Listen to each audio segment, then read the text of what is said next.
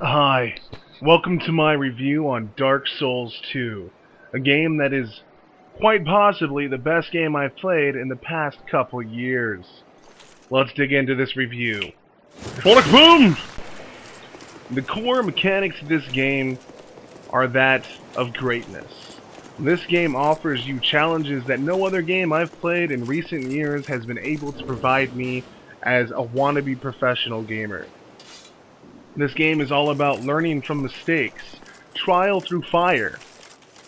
Enemies ahead of you are often well equipped at killing you, and their intent to kill you is very, very clear. That's what makes this game ultimately so amazing. You know you're going to go in this room, you know you're going to fight something that you don't want to fight, and you know it has a huge possibility to kill you. And you know you have no one but yourself to blame for your inability to kill it. Because the game is not outwardly hard. And it's just that it puts you at odds with everything you fight. Mastering your environment, mastering your controls, and mastering enemy movement is the key to actually progressing successfully through this game. I know it sounds a little hard to believe. Level ups really don't do that much in the game. In fact, most of the time, they're a hindrance to you. For one exact reason. When you actually beat the game, there's a multiplier that increases the difficulty and severity of enemy strength based off of your level up. So you're always going to be struggling no matter what you do. The game is increasingly difficult. Though there are at times this game is much more casual than Dark Souls number 1, the first installment.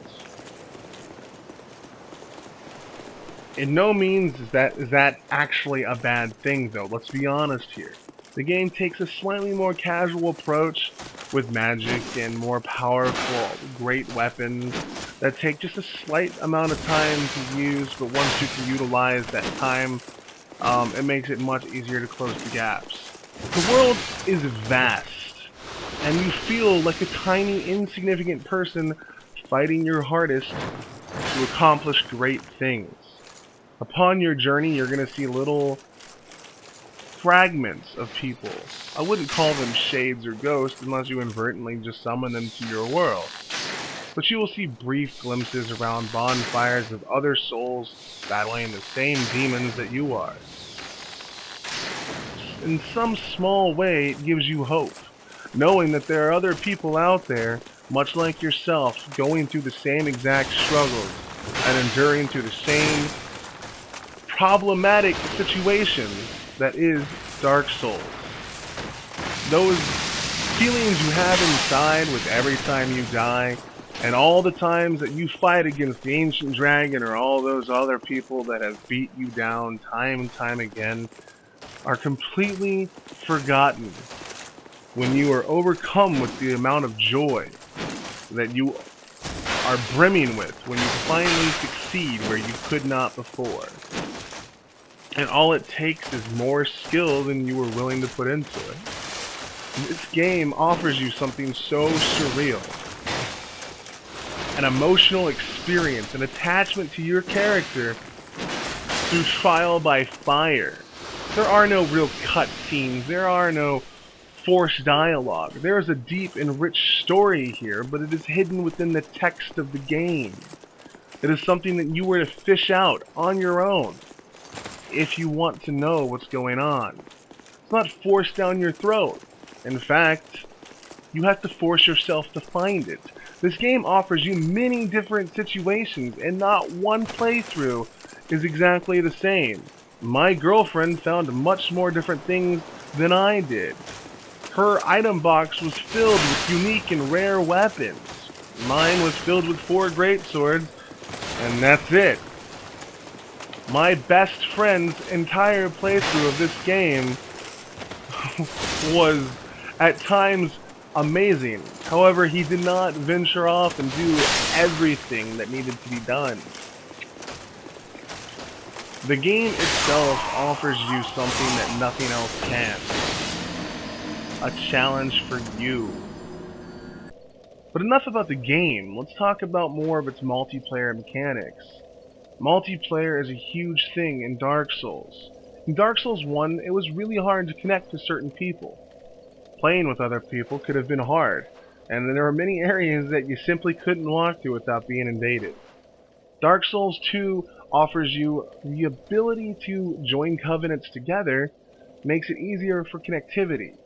What a lot of people won't tell you is there's such a thing called soul memory. If a player gets too far away from the other player's soul memory within 20%, you would be unable to connect with one another. Also, not to forget, and something worth mentioning, is you always have to be within 10 levels of one another, or else you are too powerful and you've advanced too far for the game to actually draw you in. In this particular scene, me and my friend are trading weapons. He made a great sword, and I'm a great sword user. He likes halberds, so we're gonna make an exchange.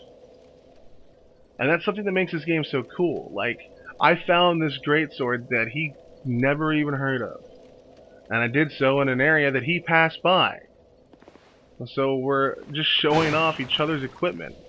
And like I said, no experience is exactly the same. That's what makes this game so unique and completely riveting. The online connectivity now is much more instant, and there's a lot less issues with it. However, there are, lags and delays. I mean, no game is inherently perfect. But this is the closest you're going to get, at least so far in the Souls series. You still can't use party chat for those of you that are addicted to parties. But private chat should suffice, even though you can have up to 2 phantoms in your world. Here we are about to face off against a random boss guy. Spoiler alert, but this boss guy doesn't mean shit to anybody. We summoned a random into our world to go ahead and help us. They're sunlight, bro. The online things about this game are awesome. Because this boss guy, had he actually not been able to beat it, which he could have, he gets back up and fighting it.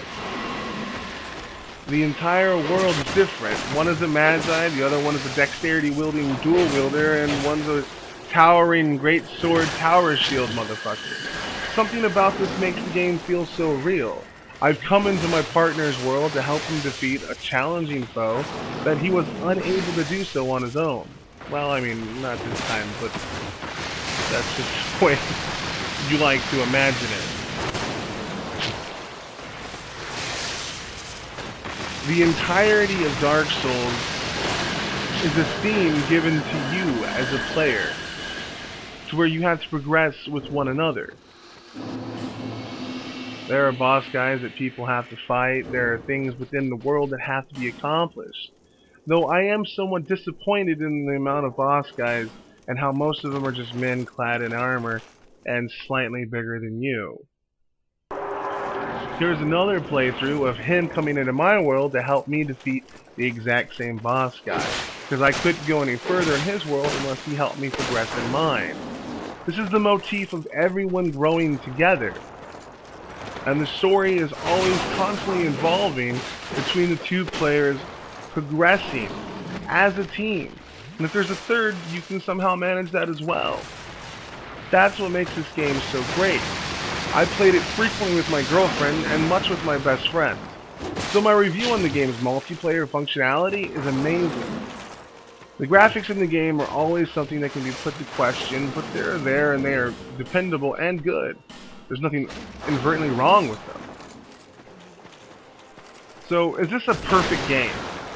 To me, in comparison to my favorite version of the Dark Souls series, Dark Souls 1, no. Dark Souls 2 does have glaring issues. It's a lot more casual than it should have been.